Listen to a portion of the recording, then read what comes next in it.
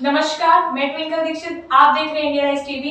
आइए नजर डालते हैं आज की कुछ खास खबरों पर। और चाणक्यपुरी चौराहे से राजेंद्र नगर से निकली विशाल परशुराम जयंती पर शोभा यात्रा। संजय मिश्रा के मार्गदर्शन में जो एक नया इतिहास बन गई। बड़ी संख्या में समाज बंधु और मातृशक्ति पूरे जयकारा के साथ में भक्ति के डूबे जगह जगह पर फूलमाला की बरसात कर यात्रा का स्वागत किया गया। इस यात्रा में मुख्य रूप से पूर्व मंत्री पंडित योगेंद्र महंत मौजूद रहे। हर कोई उनके साथ सेल्फी लेता नजर आया। आपने कहा कि संजय मिश्रा के द्वारा जो कार्यक्रम आयोजित किया गया, इसकी जितनी भी तारीफ की जाए उतनी कम है। इस समय यात्रा में ब्राह्मण समाज के सभी संगठन के लोग शामिल थे और सनातन धर्म के लोग भी यहाँ से वहां तक के पूरे मार्ग में जनसमूह नजर आ रहा था। यात्रा के स्वागत में मंच लगाकर स्वागत किया गया। शोभा यात्रा में परशुराम की झांकी आकर्षण का केंद्र रही।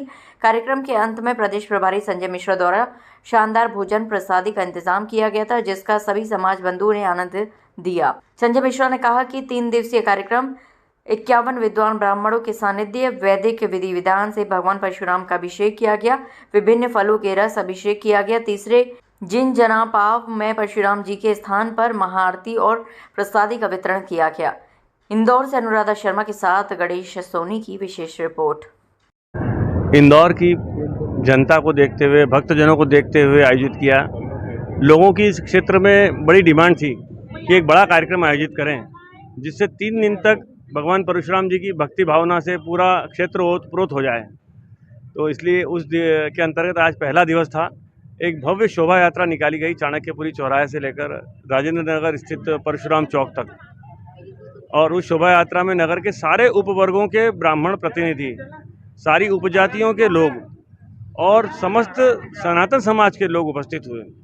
उसमें घोड़ा, घोड़ी, बग्घी, भगवान परशुराम जी की झांकी और भक्तजन डीजे पर नृत्य करते हुए बड़े आनंदित होकर चले।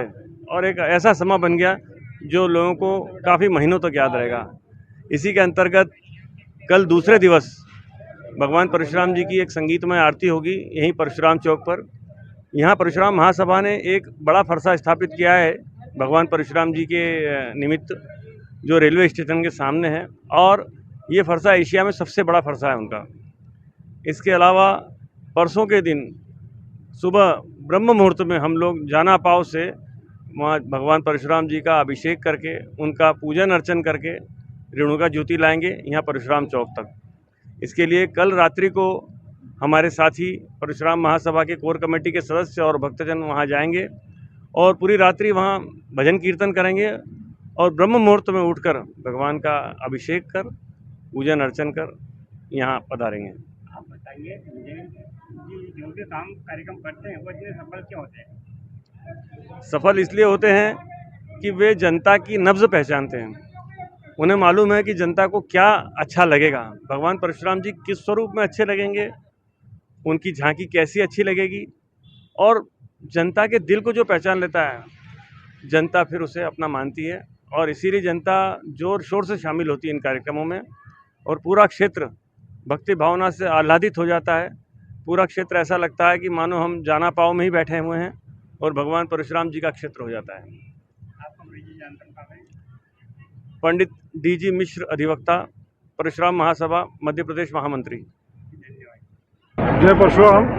भगवान परशुराम जी जो कि विष्णु के छठे अवतार हैं, उनकी एक भव्य शोभा यात्रा चाणक्यपुरी चौराहे से प्रारंभ होकर राजेंद्र नगर के फरसा चौराहे पर, जो भगवान परशुराम जी का फरसा है, इस चौराहे के ऊपर राजेंद्र नगर उसका समापन हुआ। परशुराम महासभा के प्रभारी आदरणीय संजय मिश्रा जी के नेतृत्व में महापौर से लेकर भार्गव से लेकर समाज के मैं अपनी ओर से सभी को 30 तारीख